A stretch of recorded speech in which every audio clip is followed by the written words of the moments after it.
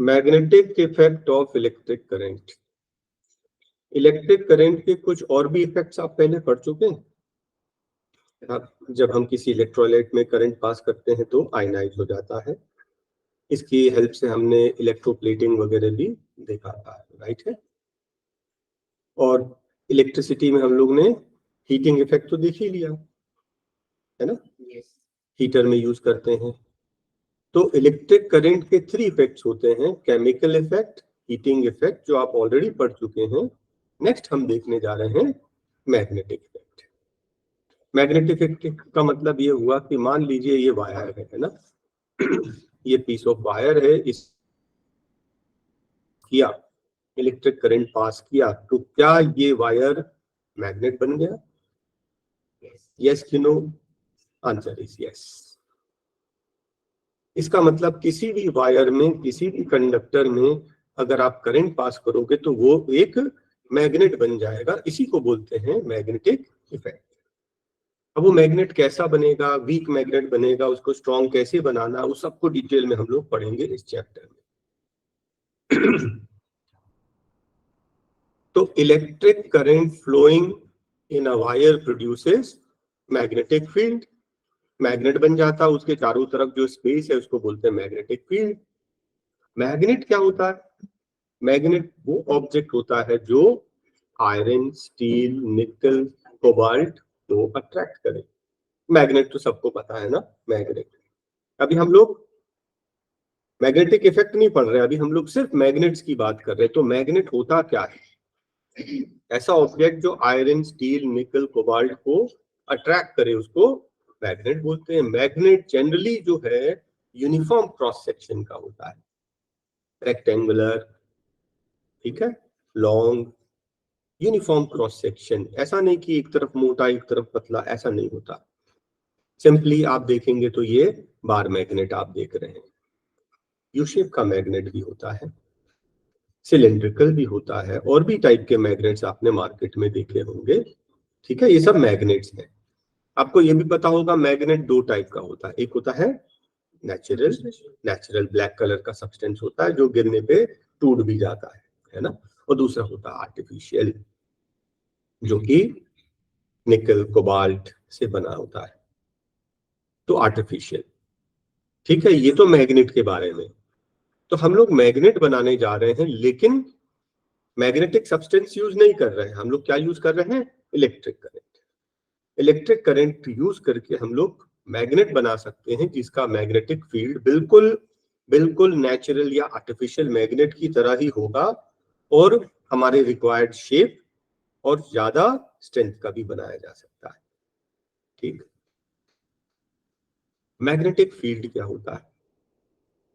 Magnet के चारों तरफ जो स्पेस है जहां पर मैग्नेटिक इफेक्ट महसूस किया जा सके, where magnetic force is experienced, exerted. आप यहाँ पे कोई नीडल रखेंगे तो उसमें डिफ्लेक्शन होगा, मतलब मैग्नेटिक फील्ड है। और दूर रख दोगे तो यहाँ पर कोई डिफ्लेक्शन नहीं है, यहाँ मैग्नेटिक फील्ड नहीं है। तो मैग्नेटिक फील्ड क्या है? मैग्नेटिक लाइन से बनती। ये सब क्या है? इमेजिनरी लाइन है। हमको दिखती है क्या? नहीं, ये सब इमेजिनरी लाइंस है। The space surrounding the magnet where magnetic force is exerted, that space is called magnetic field, ठीक। उसके बाद नेक्स्ट टॉपिक आता है मैग्नेटिक लाइंस। तो magnetic field is made up of magnetic lines. North से निकलती है साउथ की तरफ। डिटेल में हम इनकी प्रॉपर्टीज को भी पढ़ेंगे। देखो,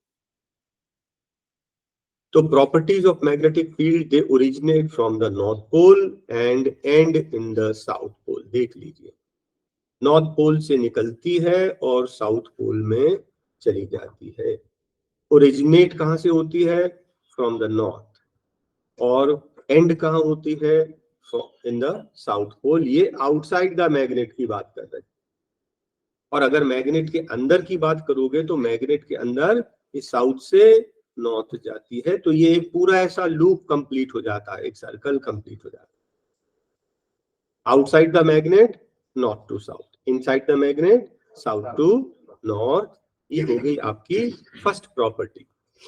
second property, the magnetic lines come closer near the poles और otherwise they are widely separated। देखिए यहाँ पर दूर दूर हैं और पोल्स के पास बहुत पास पास आ गए। ऑलराइट, सेकेंड प्रॉपर्टी हो गई।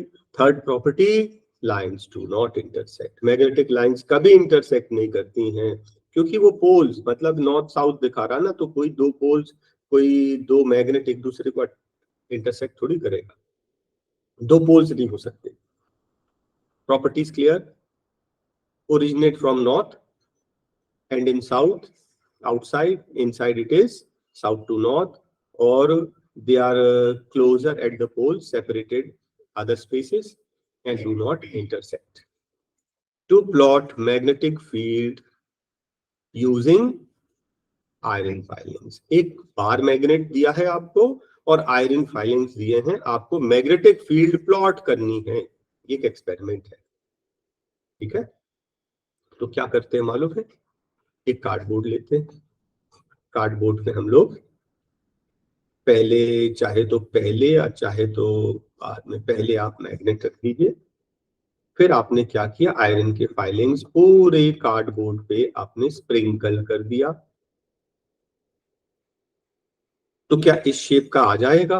अपने आप अलाइन हो जाएंगे ये सारे फाइलिंग्स? अभी नहीं अलाइन होंगे। आपको क्या करना पड़ेगा, नीचे से, कार्डबोर्ड के नीचे से आपको टैप करना पड़ेगा। टैप करना पड़ेगा मतलब ये कार्डबोर्ड है, आप नीचे से ऐसे खट करके मारेंगे। ऐसे जब मारेंगे ना तो पार्टिकल्स जंप करेंगे। जैसे जो वो जंप करेंगे तो मतलब वो एयर में आ गए, फ्रीली सस्पेंडेड हैं। तो फ्रीली सस्पेंडेड हैं तभी तो वो अलाइन होंगे। अभी अलाइन क्यों नहीं हो रहे हैं? क्योंकि क्या है, फ्रिक्शन है ना। जैसे वो सस्पेंड होंगे, हवा में आएंगे तो वो अलाइन हो जाएंगे और अलाइन होके इस तरह का शेप आपको दिख रहा है। जैसे देखो ये नॉर्थ से साउथ ये मैग्नेटिक लाइंस दिख रही हैं और पोल्स पे कॉन्सेंट्रेटेड हैं। इस तरह से प्लॉट होगा magnetic field with the help of bar magnet and iron filings. ये सिर्फ एक एक्सपेरिमेंट है आपको दिखाने के लिए, समझाने के लिए। नेक्स्ट है plot magnetic field bar magnet and a compass. आपको एक कंपास दिया, बहुत छोटा सा कंपास होता है प्लॉट करने के लिए। आपको मिलेगा एक ड्राइंग बोर्ड, ड्राइंग बोर्ड पे आपने पेपर पिन से फिक्स कर दिया, उसके ऊपर आपने एक मैग्नेट रख दिया और फिर क्या करेंगे, आप कंपास को रखेंगे यहाँ नॉर्थ पे। मान लीजिए नॉर्थ, ये साउथ। कंपास को रखा हमने नॉर्थ पे, तो उसका नॉर्थ पोल जहां पर दिखा रहा वहां पे एक डॉट लगा देंगे। इस कंपास को उठा के और आगे रख देंगे, तो ये जो डॉट है डॉट पे रखेंगे, तो नॉर्थ जहां दिखा रहा वहां पे डॉट लगा देंगे। फिर उसको आगे उठाकर रख देंगे कंपास को, उसका जो नॉर्थ दिखा रहा वहां पे डॉट लगा देंगे। और ऐसा हम लोग कंटिन्यू करेंगे। तो ये देखिए, ये खुद ही गाइड कर रहा है कि नॉर्थ यहाँ जाएगा और ये पूरा एक लूप बन जाएगा। फिर इसी तरीके से आप सेकेंड लाइंस, 2-3 लाइन ऊपर 2-3 लाइन नीचे आप प्लॉट कर लेंगे। इस तरह से प्लॉट हो गया क्या, magnetic field due to bar magnet using a compass, छोटा सा कंपास यूज करके। ठीक है, अदरवाइज तो हमने तो पढ़ ही लिया है कि बार मैग्नेट के चारों तरफ मैग्नेटिक फील्ड ऐसी होती है, लेकिन साइंस में एक्सपेरिमेंट है, आपको शायद एक्सपेरिमेंट होगा, सिलेबस में है कि नहीं नहीं मालूम। तो ये प्लॉट करना पड़ता है मैग्नेटिक फील्ड। ओके, आपको ये पता होगा कि अर्थ भी एक बहुत बड़ा मैग्नेट है ना। हमारा अर्थ भी एक बहुत बड़ा मैग्नेट है, लेकिन उसके जो पोल्स हैं वो कैसे हैं, ऑपोजिट। मतलब कि ये क्या है, जियोग्राफिकल साउथ। ठीक है, ये मैप जो है उल्टा बना है, समझ लीजिए। अगर ये साउथ है, ठीक है, तो मैग्नेटिक नॉर्थ ये सीधा बना दूं, ये आपका अर्थ है, ये नॉर्थ पोल है, ये साउथ पोल है। कौन सा, ज्योग्राफी वाला।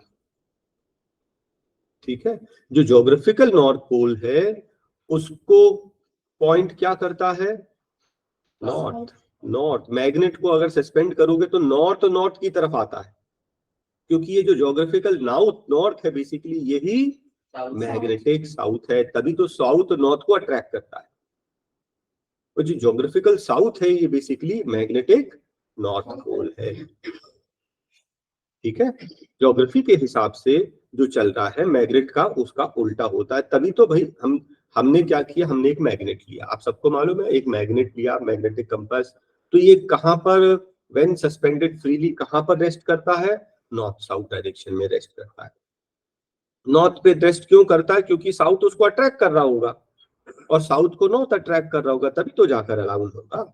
इसका मतलब ये जो आपका नॉर्थ पोल है ये बेसिकली ज्योग्राफिकल साउथ है, और जो साउथ पोल है वो ज्योग्राफिकल नॉर्थ पोल है। क्या ये पॉइंट क्लियर हो गया आपको? और आगे देखते हैं। Magnetic field due to straight carrying conductor. Straight current carrying conductor, एक सीधा लंबा वायर है, उसके अंदर करंट पास हो रहा है। तो हमने पढ़ा था थोड़ी देर पहले कि करंट पास करेंगे तो मैग्नेट बन जाएगा।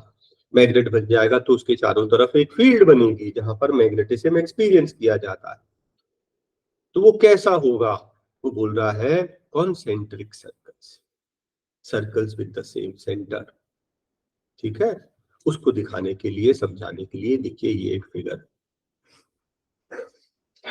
एक कंडक्टर है जिसमें करंट ऊपर की तरफ जा रहा है, तो उसमें कॉन्सेंट्रिक सर्कल्स, ये जो पिंक कलर की जो लाइंस दिख रही हैं ये है आपकी मैग्नेटिक फील्ड। कैसी है, concentric circle, circles with the same centre, ऐसी मैग्नेटिक फील्ड बनेगी। क्या ये पॉइंट क्लियर है? स्ट्रेट कंडक्टर कैरिंग करंट, एक सीधा सीधा वायर है जिसमें करंट पास कर रहे हैं, उसके चारों तरफ मैग्नेटिक फील्ड बनेगी। कैसी, concentric circle, circles with the same centre. अब सेकेंड पॉइंट आता है कि उसका डायरेक्शन क्या होगा मैग्नेटिक फील्ड का, क्लॉकवाइज की एंटी क्लॉकवाइज।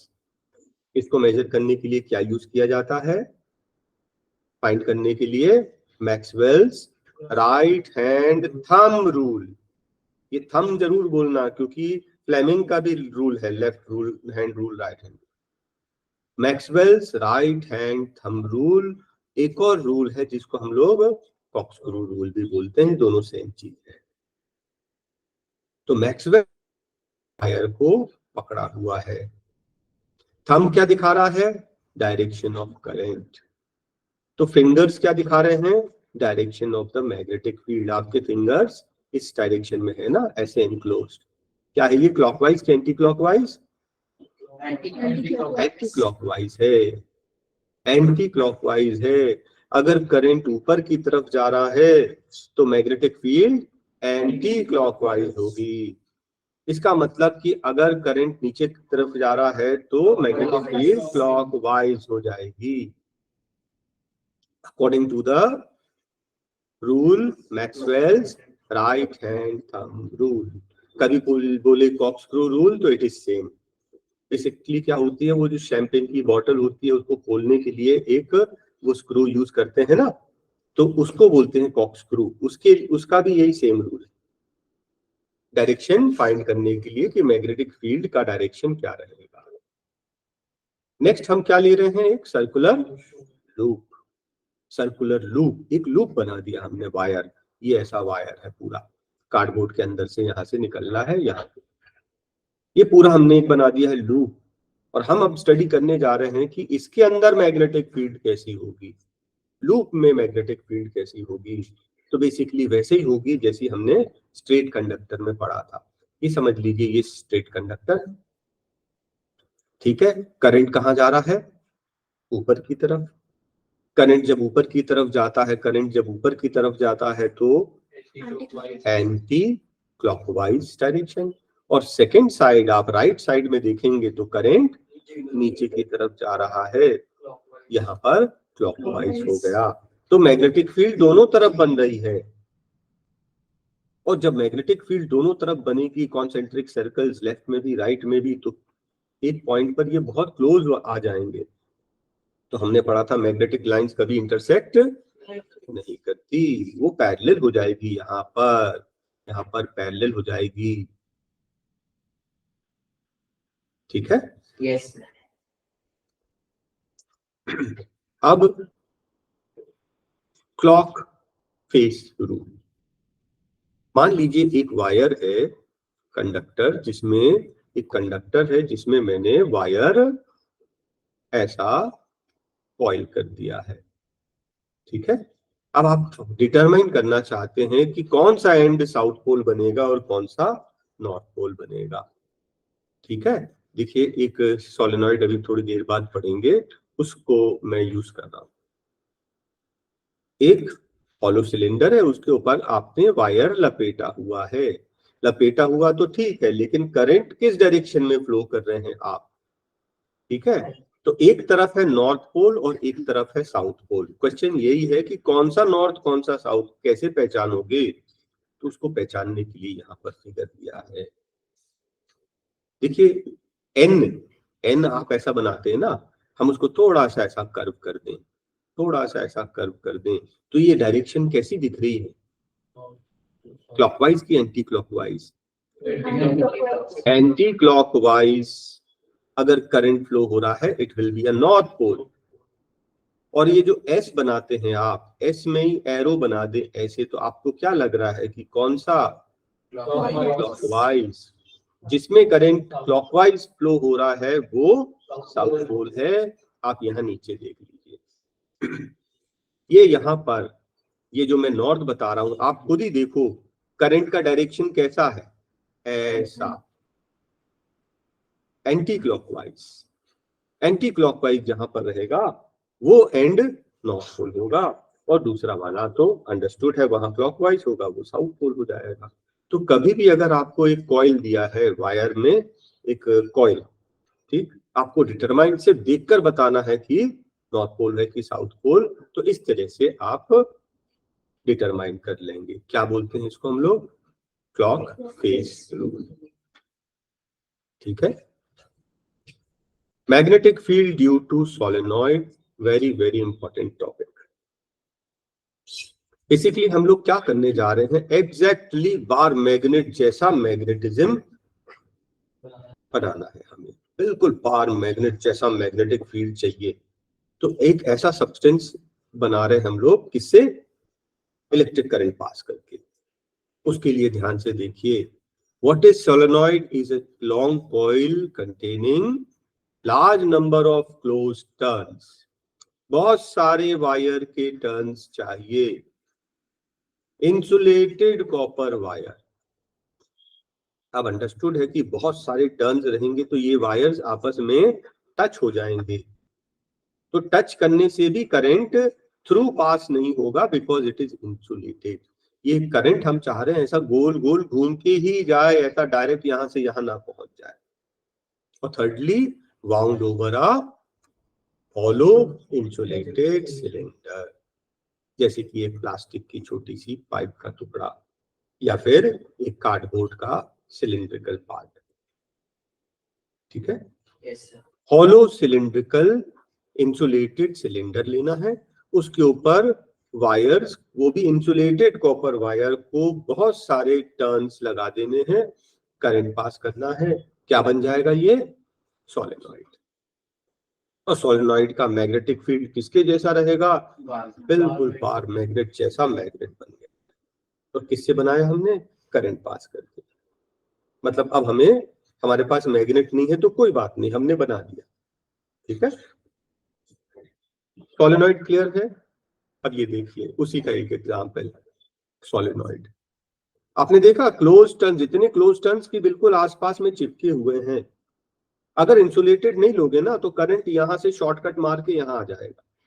हम ये चाह नहीं रहे, हम नहीं चाह रहे कि करंट शॉर्टकट मार के, हम चाह रहे हैं कि ये पूरा ऐसा गोल गोल घूमकर करंट आए, तभी मैग्नेटिज्म प्रोड्यूस होगा।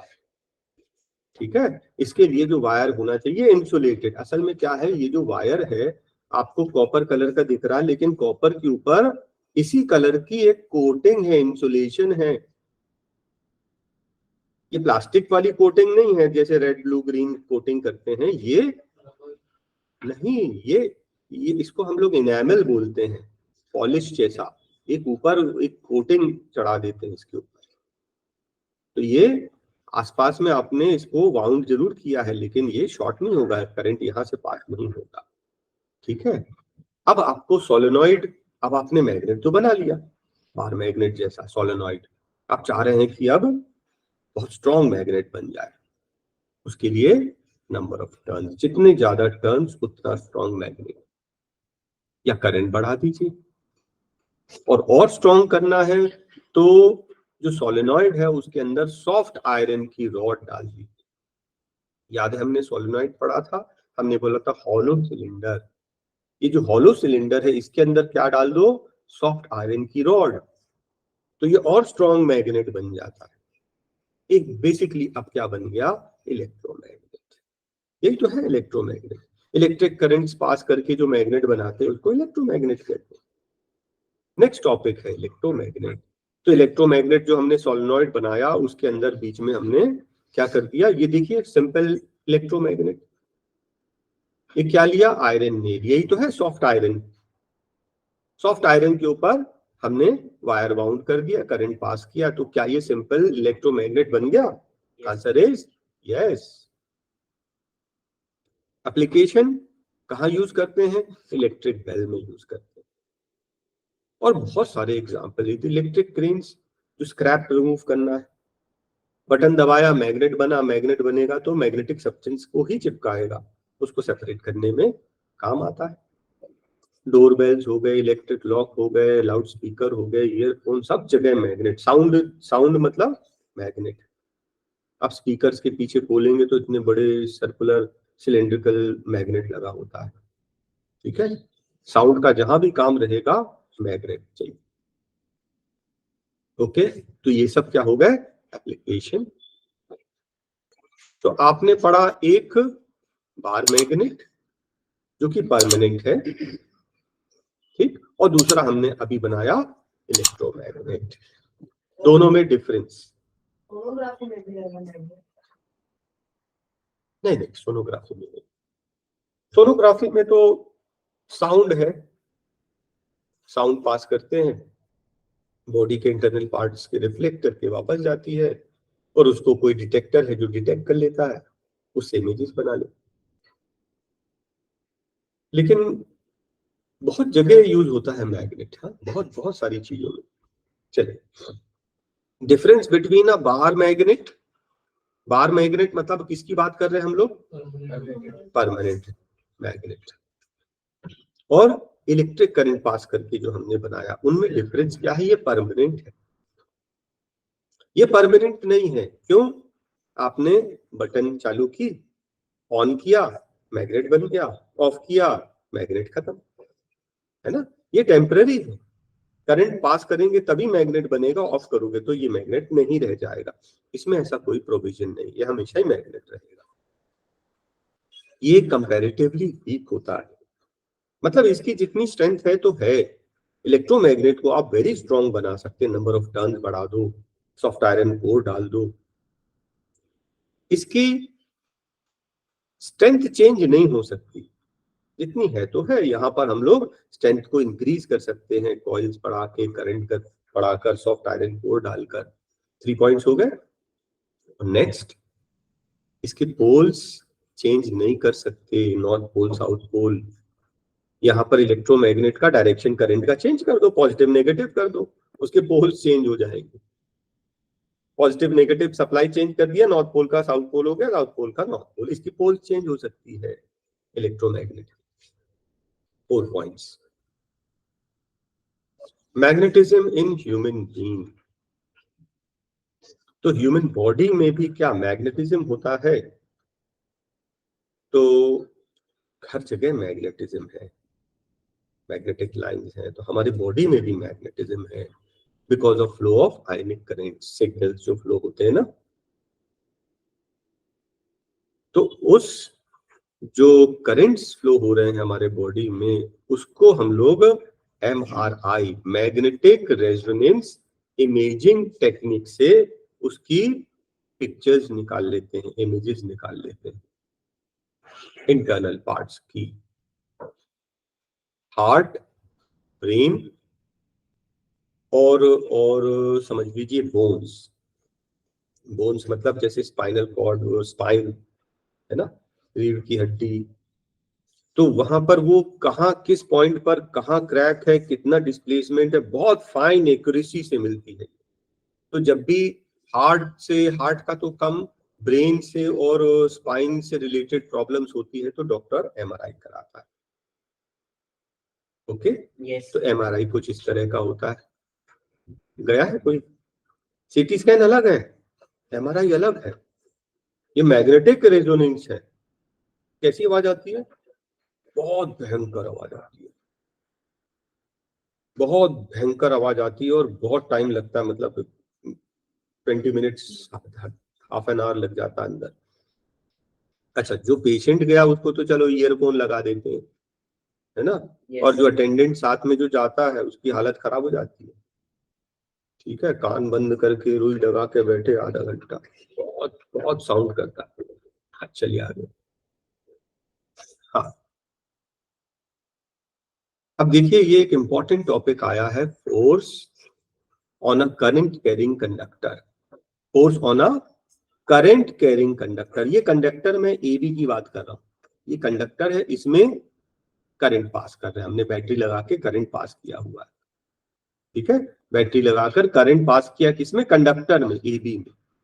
When placed in a magnetic field, ये मैग्नेटिक फील्ड, देखो मैग्नेट लगाया। ये बेसिकली प्रिंसिपल है, कौन सा प्रिंसिपल? जिस पर आपका मोटर बना हुआ है। इस प्रिंसिपल की वजह से ही मोटर बना हुआ है। तो एक्सपेरिमेंट्स किया गया, क्या किया? एक कंडक्टर ले लिया, समझ लीजिए कॉपर की एक रॉड, कॉपर की रॉड ए बी, ठीक है, कॉपर तो है, क्या किया? वायर से लटका दिया, और लटका दिया तो करंट पास कर दिया, पॉजिटिव नेगेटिव जो आपको देना है दे दो। तो ये क्या है? Conductor carrying current, current carrying conductor, एक चीज। और इसको कहां रखा हमने? मैग्नेटिक फील्ड के अंदर। तो क्या होगा? It will experience force, move होगा, ये कंडक्टर मूव होने लगेगा। मैग्नेटिक फील्ड में वायर रखोगे, करंट पास करोगे तो वो मूव करेगा। ठीक है, यस। यही इस एक्सपेरिमेंट में फाइंड किया गया, यही फाइंडिंग है इस एक्सपेरिमेंट की। और इसी प्रिंसिपल पर फिर मोटर बनाया, जब भी करंट पास करते हैं तो वो घूमने लगता है। फिर कंटिन्यूस कैसे घुमाएंगे वो अपन मोटर में देख लेंगे।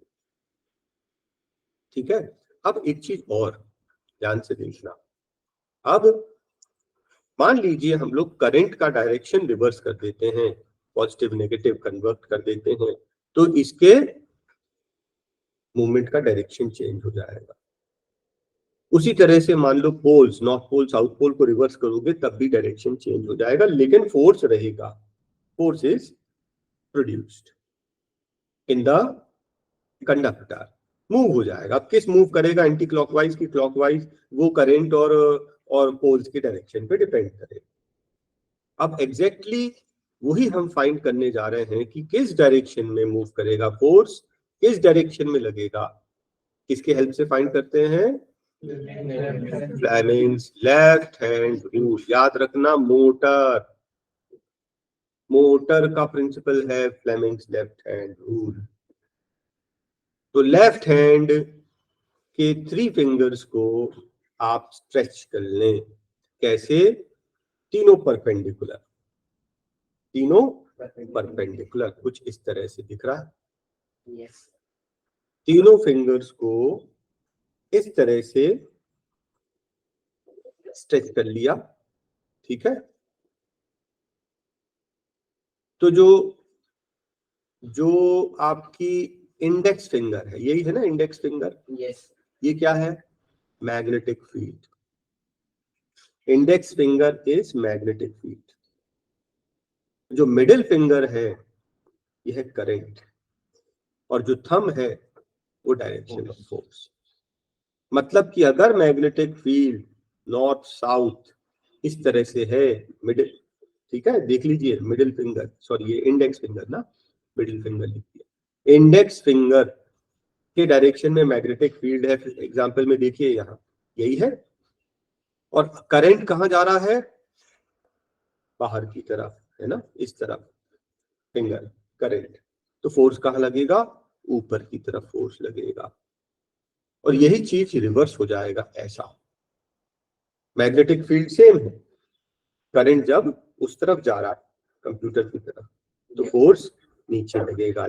फ्लेमिंग्स लेफ्ट हैंड रूल, ऐसे हाथ को रोटेट करके मैग्नेटिक फील्ड करंट को एडजस्ट करोगे तो मोशन का डायरेक्शन मिल जाएगा। Very clear? यस।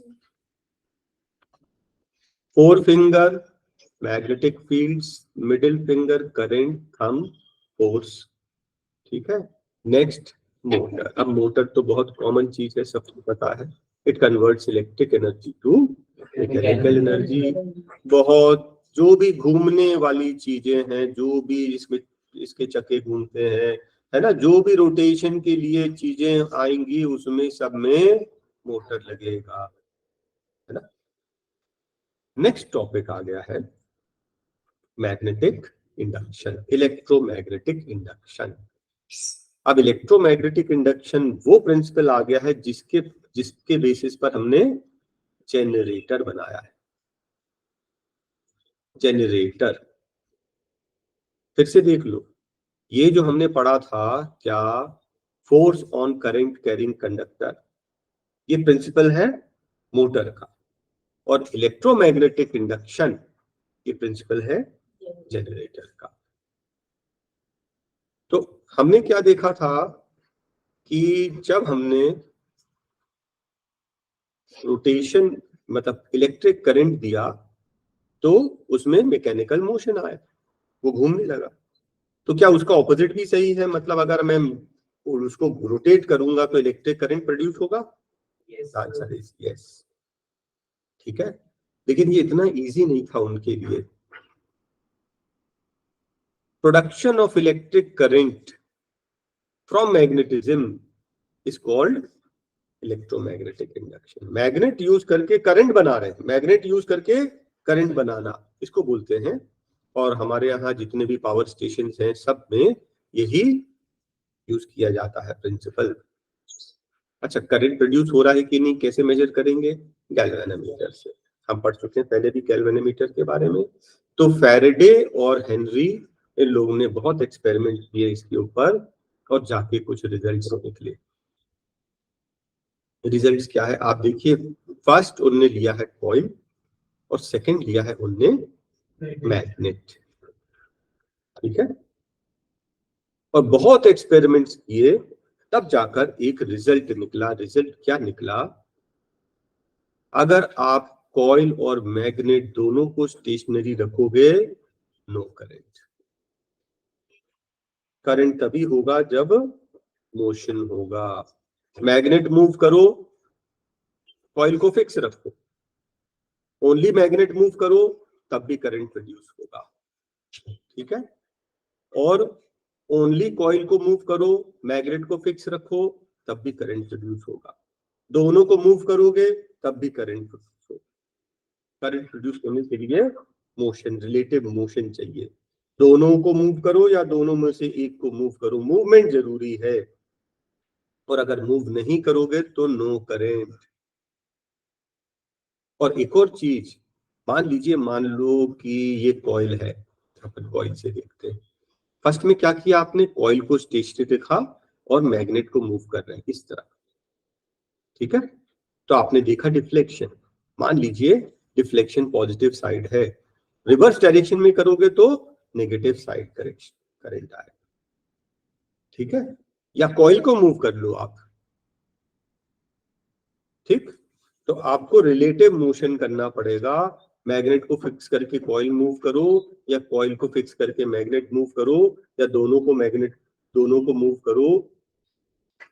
और डायरेक्शन को रिवर्स करोगे तो करंट का भी डायरेक्शन रिवर्स हो जाएगा। ये क्या है? Electromagnetic induction. इस प्रिंसिपल पर बना है जनरेटर। ठीक है, अब जो करंट प्रोड्यूस होगा उस करंट का डायरेक्शन क्या होगा? Fleming's right hand rule. Same वही लेफ्ट हैंड रूल वाला, इस बार right hand rule. Right hand के 3 फिंगर्स को स्ट्रेच करेंगे रूल चेंज नहीं होगा। 4 फिंगर अभी भी मैग्नेटिक फील्ड बताएगा, मिडिल फिंगर करंट बताएगा, थंब बताएगा फोर्स। ठीक है, इनको स्ट्रेच करके फिर हम लोग डायरेक्शन निकाल सकते हैं कि करंट का डायरेक्शन। मान लीजिए कि फोर्स ऊपर तरफ लग रहा है, मैग्नेटिक फील्ड ये है, तो यहाँ पर करंट का डायरेक्शन ये होगा बाहर की तरफ। कौन सा rule? Fleming's right hand rule. किसके लिए? जनरेटर के लिए, इंड्यूस्ड करंट के लिए, जनरेटर के लिए। इलेक्ट्रिक जनरेटर क्या होता है? मैकेनिकल एनर्जी को इलेक्ट्रिकल एनर्जी में कन्वर्ट करता है। अब जनरेटर बहुत सारे टाइप के होते हैं। कुछ तो पोर्टेबल जनरेटर्स होते हैं, घर में लगाने वाले जनरेटर्स भी आ गए हैं, फैक्ट्री में लगाने के जनरेटर्स आ गए हैं। ये वाले आपने देखे होंगे हॉस्पिटल्स में, बहुत बड़े होटल्स में, है ना। आजकल तो वो एक ट्रक के ऊपर लगा रहता है, वो शादी बारात घर में सीधा पहुंचा देते हैं, पावर सप्लाई से मिल रही, और वो जो बारात के पीछे पीछे चलता है, ये वो वाला भी। और ये क्या है? डायनोमो, साइकिल वाली, है ना भाई। साइकिल भी तो होती है जिसमें हेडलाइट लगी होती है ना, वो वाली साइकिल। तो वो अपना जनरेटर खुद जनरेट कर रहा है। ये छोटा सा जनरेटर है, ये छोटा सा जनरेटर है। कैसे काम करता है? नहीं, ये देखो, ये टायर से टच है, ये टायर से टच है। इसका व्हील जब टायर मूव करेगा, इसको रोटेट करेगा। अंदर मैग्नेट है, कॉइल है ना। तो कॉइल मूव करेगी मैग्नेट के अंदर, करंट प्रोड्यूस हो जाएगा। ये प्रिंसिपल है जनरेटर। हाँ, AC current, DC current. DC मतलब डायरेक्ट, ये देखो डायरेक्ट। एसी मतलब ऑल्टरनेट, ऑल्टरनेट ऊपर नीचे। ये तो फिगर हो गया, और डिटेल में बता रहा हूं। तो डीसी मतलब direct, it flows only in one direction. ठीक है। ऑल्टरनेट मतलब ऑल्टरनेट, वो रिवर्स करता है डायरेक्शन, पॉजिटिव नेगेटिव पॉजिटिव। ये एसी करंट, डीसी करंट का पॉजिटिव पोलैरिटी रहती है, पॉजिटिव साइड में जाता, नेगेटिव साइड में है ही नहीं, ये सिर्फ पॉजिटिव साइड में फ्लो करता है। जबकि एसी पहले पॉजिटिव में, नेक्स्ट साइकिल नेगेटिव में, ऐसा ऑल्टरनेट चलता है, alternate, positive negative, positive negative. DC के sources dry cell, car batteries, generators. AC के sources power generator, bicycle dynamos. ठीक है। डीसी एसी जो है वो लॉन्ग डिस्टेंस पे हम ट्रांसमिट करेंगे तो ज्यादा लॉस नहीं होता है, डीसी पे लॉस होता है। तो लॉन्ग डिस्टेंस जो ट्रांसमिट करते हैं इलेक्ट्रिक करंट, वो एसी होती है। Most of the power stations in India generate AC. Next topic is domestic circuit. हम फ्यूज की बात कर रहे हैं, तो घर में हमारे 2 फ्यूज तो कंपलसरी होता है। एक होता है जो मीटर के पास लगा होता है, बड़ा फ्यूज, और एक जो एमसीबी के साथ में लगा होता है, 2 फ्यूज। और कई बार तो 3 फ्यूज भी होते हैं। तो एक छोटा सा कार्ट्रिज फ्यूज जो है अप्लायंस के अंदर ही फिट होता है। तो सेपरेट फ्यूजेस होते हैं। सेपरेट फ्यूज हमने क्या किया है, घर की सप्लाई को डिस्ट्रीब्यूट कर दिया। डिस्ट्रीब्यूट कर दिया, मान लीजिए किचन, तो ये जो MCB 1 है, this is for kitchen fix. Kitchen में कुछ शॉर्ट सर्किट होगा, ये ट्रिप हो जाएगी और बाकी की लाइट बंद नहीं होगी। समझ गए? ये गार्डन की सारी लाइट इस पे डाल दी है, मोटर पंप एसी, एक एसी जो है इस पे डाल दिया है। एसी में कोई प्रॉब्लम आएगी, सिर्फ ये ट्रिप होगा, बाकी लाइट तो सबके लिए सेपरेट कर दिए हैं फ्यूज।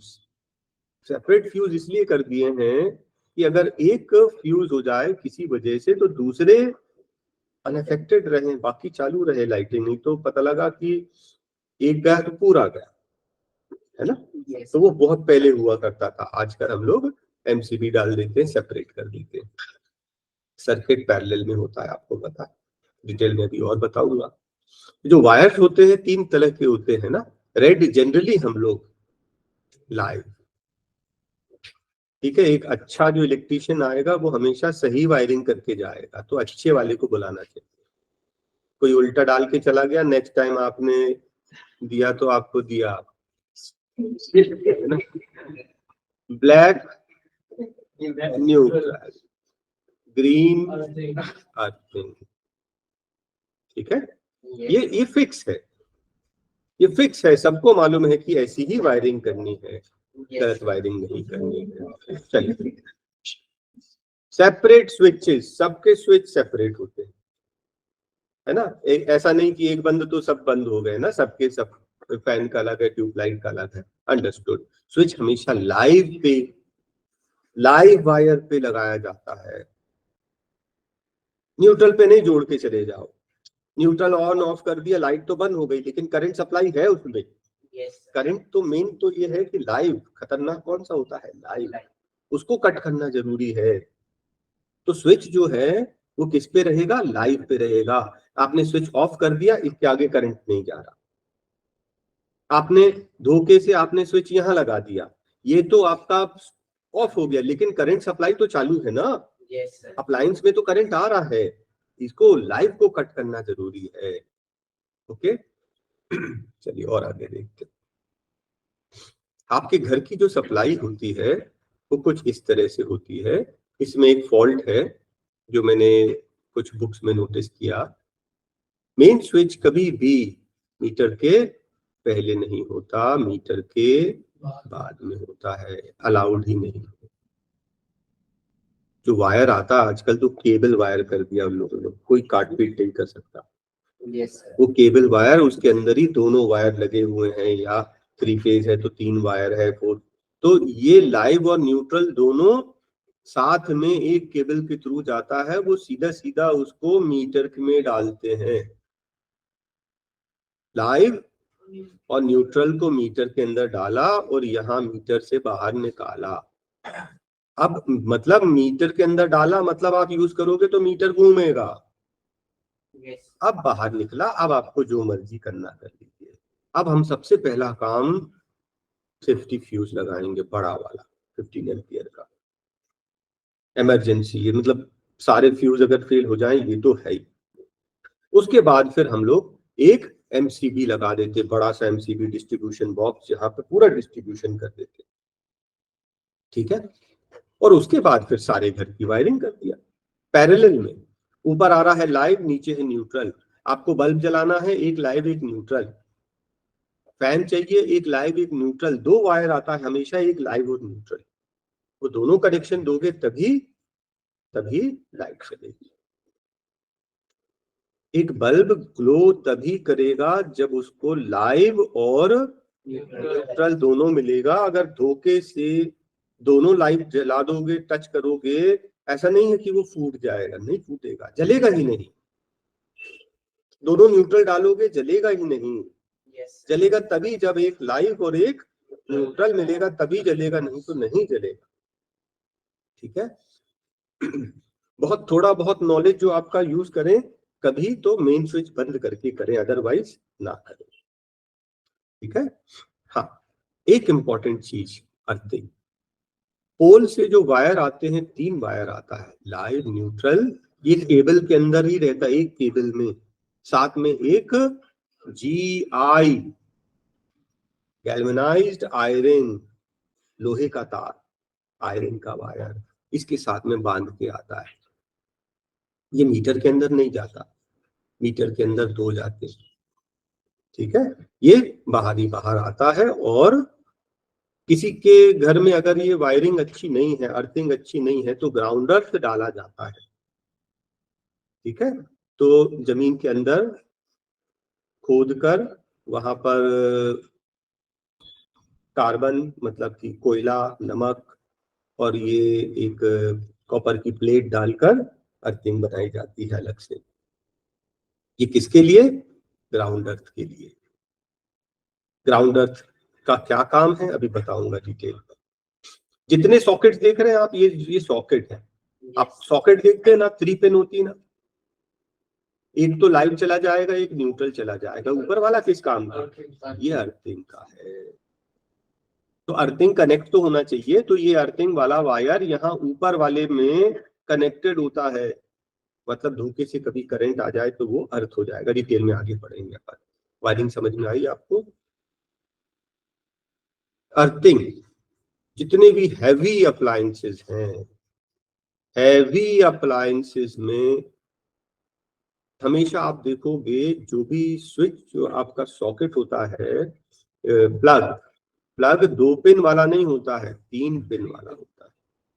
और नहीं तो आपने देखा होगा कि छोटे मोटे जो गैजेट्स होते हैं वो 2 पिन वाला भी होता है, आपने डायरेक्ट लगा दिया 2 पिन से चलता है। लेकिन जितने हैवी अप्लायंसेस में 3 पिन होते हैं, लाइव, न्यूट्रल और अर्थ। और अर्थिंग वायर को करते क्या है, ले जाकर बॉडी से टच कर देते। ठीक है, ये कूलर है ना, कूलर की बॉडी, मेटल की बॉडी है ना, वहां कहीं पे भी ले जाके एक होल करके वहां पर इसको वायर को टाइट कर दिया। और बाकी जो आपका लाइव और न्यूट्रल है, इससे आपका मोटर चलेगा, कूलर चलेगा। मान लो किसी वजह से ये वायर टूट गया, खराब हो गया, तो क्या आपका कूलर बंद हो जाएगा? नहीं, वो तो लाइव और न्यूट्रल से चल ही रहा है। लेकिन ये हमारी सेफ्टी के लिए है, इसको अपने को हमेशा चाहिए। कभी धोखे से ये वायर कहीं से ब्रेक हुआ और मेटल में टच हो गया तो इसमें करंट आ गया, जान का खतरा है, एक्सीडेंट्स होते रहते हैं। ठीक है, लेकिन आपने अर्थिंग कनेक्शन दिया हुआ है, तो ये अर्थ क्या करता है, ये अर्थ एब्जॉर्ब कर लेता है करंट को और ग्राउंड ले जाके ग्राउंड में छोड़ देता है, जिससे कि बहुत हल्का करंट लगता है, जान का खतरा नहीं है। बात समझ में आई? उसी तरह से यहाँ देखिए, ग्रीन वायर कहाँ जाकर उसकी एक मेटल बॉडी से कनेक्ट कर दिया है। बाकी रेड और जो ब्लू है आपका लाइव और न्यूट्रल, इससे चलेगा आपका बेस। ये तो सिर्फ आपकी सेफ्टी के लिए है कि कभी अगर ये वायर कट गए, छिल गए और बॉडी में टच हो गए और बॉडी में करंट दौड़ गया तो आपको जान का खतरा नहीं रहे। ठीक है, अर्थिंग का इंपॉर्टेंस समझ में आ गया। तो to avoid electric shocks, electric appliances must be earth. Domestic circuit में लार्ज सर्किट करंट फ्लो हो जाता है, कभी कभी शॉर्ट सर्किट या ओवरलोडिंग। वैसे ये दोनों टॉपिक हमने इलेक्ट्रिसिटी में कवर किया था।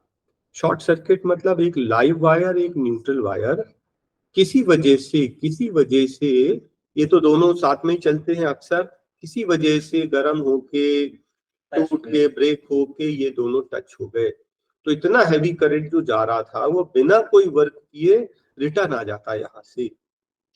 इसको बोलते हैं शॉर्ट सर्किट। सर्किट छोटा हो गया ना, इतना लंबा सर्किट था जो वहां मान लीजिए फैन लगा है तो फैन को घुमा के वापस आना था, वो सर्किट बहुत छोटा सा, यहाँ सर्किट इतना हैवी करंट फ्लो हो जाएगा कि फिर शॉर्ट सर्किट हो जाएगा। और शॉर्ट सर्किट के बचाने के लिए हमने सिर्फ फ्यूज लगा के रखा है। आगे बढ़ेंगे। शॉर्ट सर्किट क्लियर है। ओवरलोडिंग, एक साथ में बहुत सारे अप्लायंसेस, आप देखिए हमारा क्या, फ्रिज तो फुल टाइम चलता है, आपने मान लिया एसी भी चला दिया, इलेक्ट्रिक आयरन भी चला दिया, too many electrical appliances high power वाले, तो क्या होगा, बहुत ज्यादा करंट फ्लो होगा। बहुत ज्यादा करंट फ्लो होगा तो आपको मालूम है हीट I²RT, करंट इंक्रीज होने से हीट इंक्रीज हो जाएगी, हीट इंक्रीज होने से फिर वायर मेल्ट हो जाएगा, आग लग जाएगी। ठीक है, तो हम वो कंडीशन आने ही नहीं देंगे, क्योंकि हीट होने से फ्यूज वायर मेल्ट हो जाएगा, सर्किट ब्रेक हो जाएगी। इसके बाद नेक्स्ट स्टेप आता है फ्यूज, है ना, तो बहुत हीटिंग हो जाएगी, तो इसको बोलते हैं ओवरलोडिंग। अब ये जो शॉर्ट सर्किट है और ओवरलोडिंग है, इससे बचने के लिए हमने क्या किया है, हमने फ्यूज लगा के रखा है। जब भी वायरिंग की जाती है तो फ्यूज लगाया जाता है। तो फ्यूज तो बहुत टाइप का होता है, जिसमें से एक है, इसको बोलते हैं ग्रिप टाइप। ग्रिप, क्योंकि ये जो है इसका ग्रिप रहता है, इसके अंदर इस तरह से सेट हो जाता है, फंस जाता है। ठीक है, यहाँ पर वायर कसा होता है, यहाँ पर भी वायर टाइट रहता है, और इनके बीच में कोई वायर नहीं है। फिर ये इससे हम लोग वायर ऐसा कनेक्ट कर देते हैं इनके बीच में, और ये जो है इसके ऊपर जब टाइट करते हैं तो ये सर्किट कंप्लीट हो जाता है। ये फिक्स वायर है, ये फिक्स वायर है, ये वायर जो हमने ये अंदर लगा के रखा, ये वाला वायर, सर्किट कंप्लीट हो गई। जब कभी वेरी हाई करंट फ्लो होगा तो ये वायर क्या होगा, मेल्ट होके ब्रेक हो जाएगा, ब्रेक हो जाएगा, सर्किट ब्रेक हो जाएगी, इलेक्ट्रिसिटी सप्लाई कट हो जाएगी, हमारे अप्लायंसेस चलने से बच जाएंगे।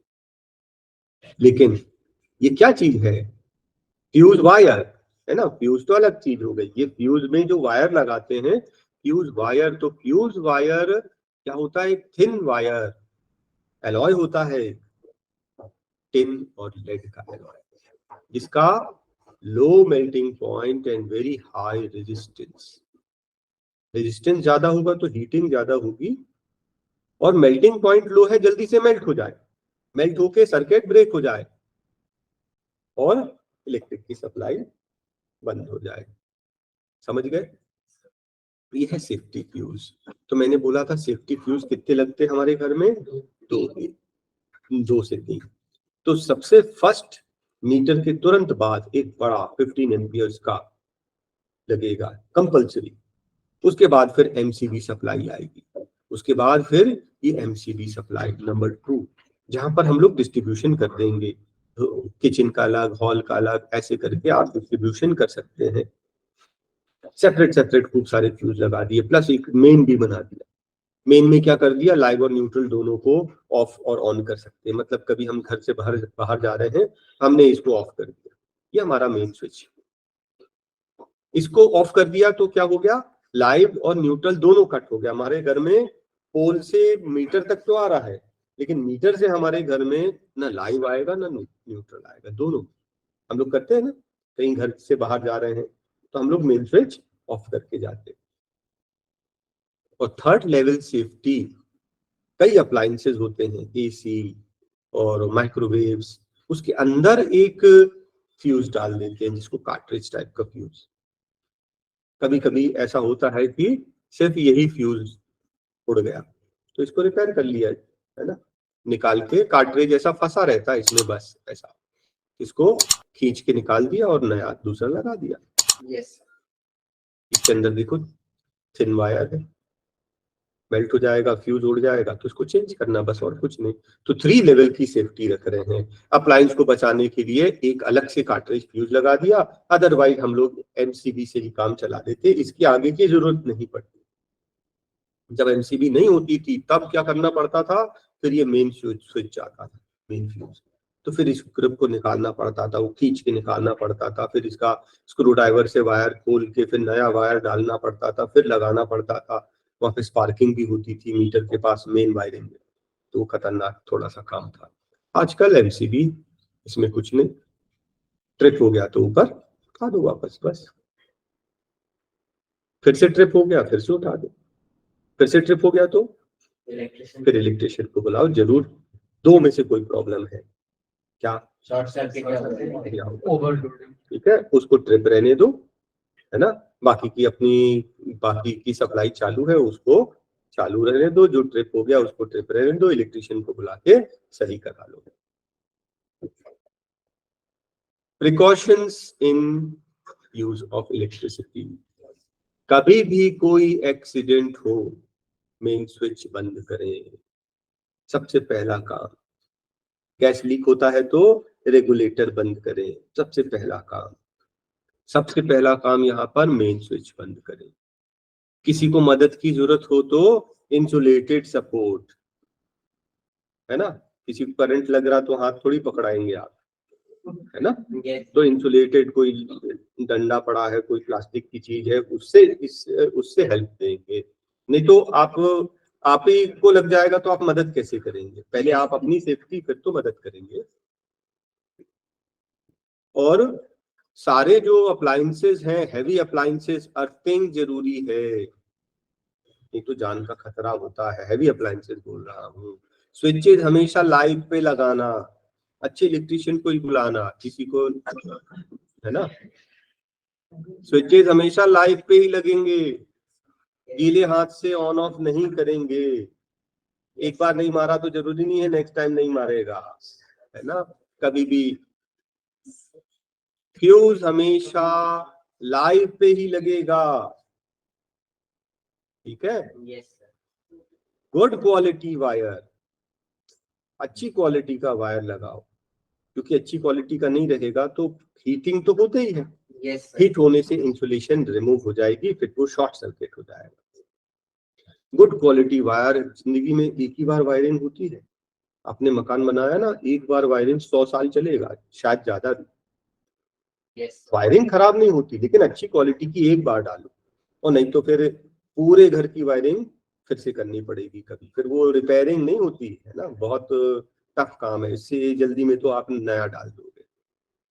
जितने भी जॉइंट्स हों, कहीं पे भी कटा चिला, टेप लगाए, नहीं तो मारेगा, है ना। और स्विच सॉकेट जहां भी अगर कभी लगे कि डिफेक्टिव है, उसको तुरंत रिप्लेस करें, चलाए नहीं। स्विच गड़बड़ कर रहा है और चलाए जा रहे हैं, नहीं, उसको रिप्लेस जल्दी से जल्दी करो, नहीं तो किसी दिन फिर बड़ी मुसीबत आएगी।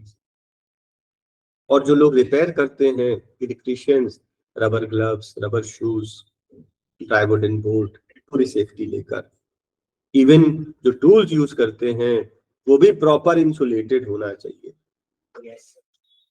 ठीक है, आपको अगर थोड़ा बहुत काम आता है, मेन स्विच बंद करके कर लीजिए, और नहीं तो इलेक्ट्रिशियन बुलाइए। ओके।